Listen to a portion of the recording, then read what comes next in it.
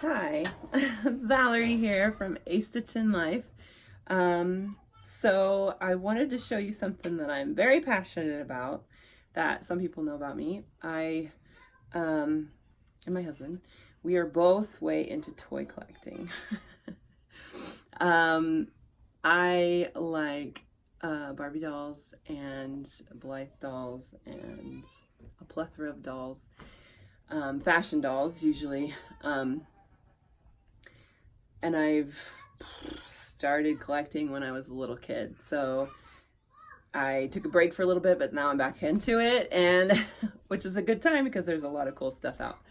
But in doing that, the whole point I'm saying this is because I love making doll clothes. That was basically the reason why I got into doll collecting, because I love making clothes, which turned into my career as a fashion designer and a costume designer. I started making doll clothes, which is a lot of people's journey, actually. You might hear my baby in the background. Of course, she wouldn't stay with daddy. She wanted to be with mommy, and that's okay. She's playing over there. So you might hear her squeal. But I wanted to show you some of the clothes that I've made. A lot of this stuff is upcycled, so some of the fabrics, I'm going to say they're new, but it might even be new from a friend that's given it to me.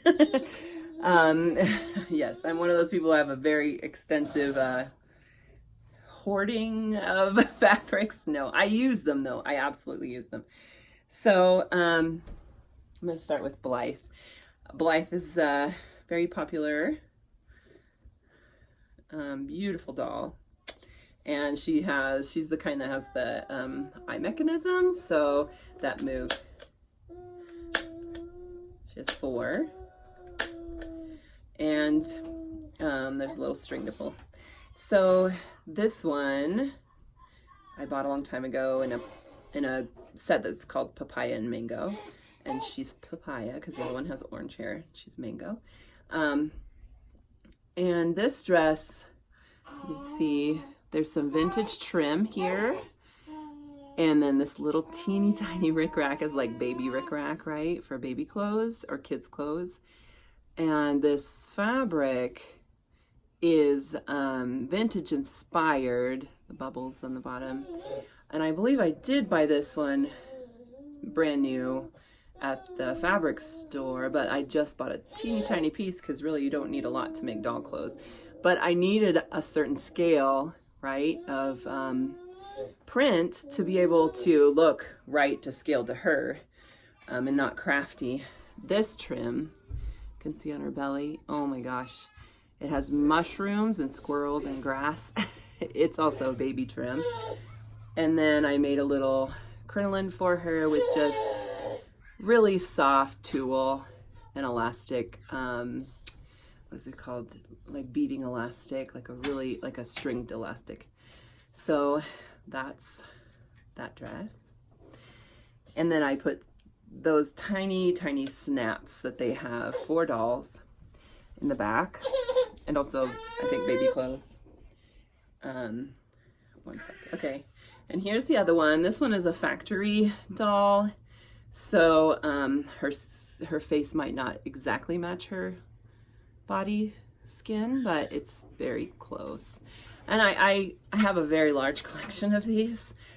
Well, I'm sure people have more. I think I have 11 or 15 of these, but these ones are less expensive. And I just wanted different hair colors to do different models for clothes. And so some of them I bought brand new, and they are expensive dolls.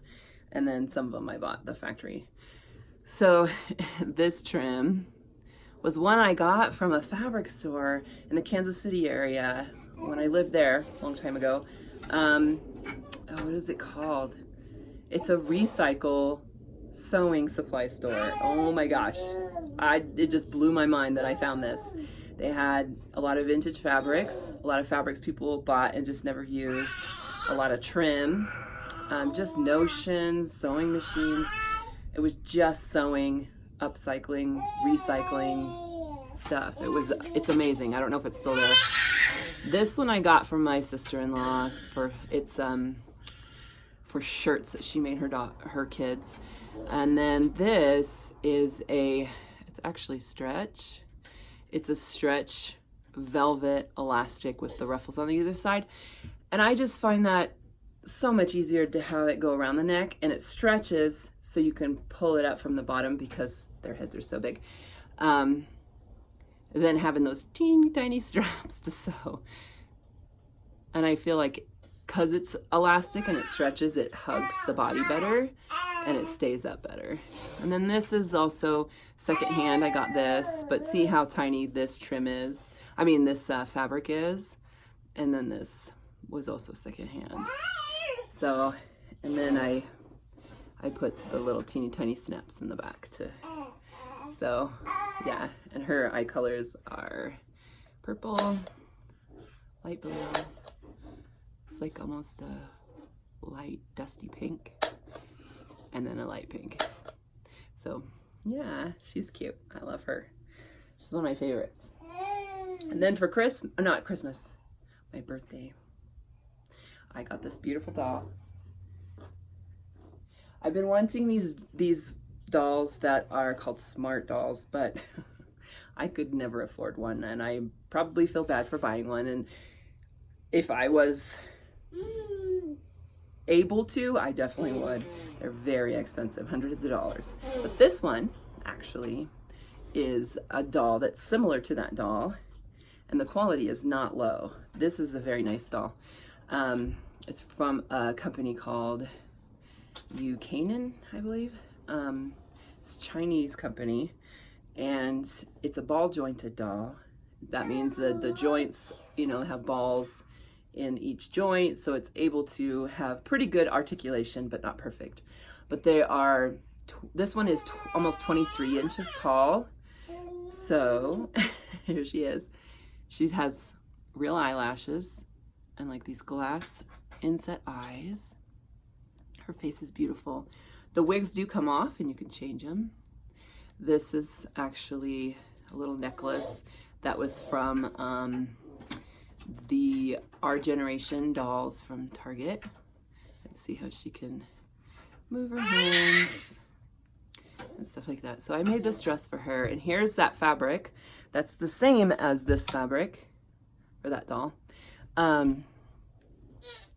But so I pleated it and I edge stitched it. So each one of these ribbons, this is the fabric itself was like, like that. But I edge stitched each of these little embroidered pieces to make it look like a pleated dress. This is a new fabric. I've had it for a long time, but this one I bought new, and the scale was good for her, I thought. And then this is the same elastic velvet in the middle trim with ruffles on the side. It's easier to get on, like I said, and this one I can put over her head because her head isn't as big as the Blythe. But yeah, and I did these little snaps in the back,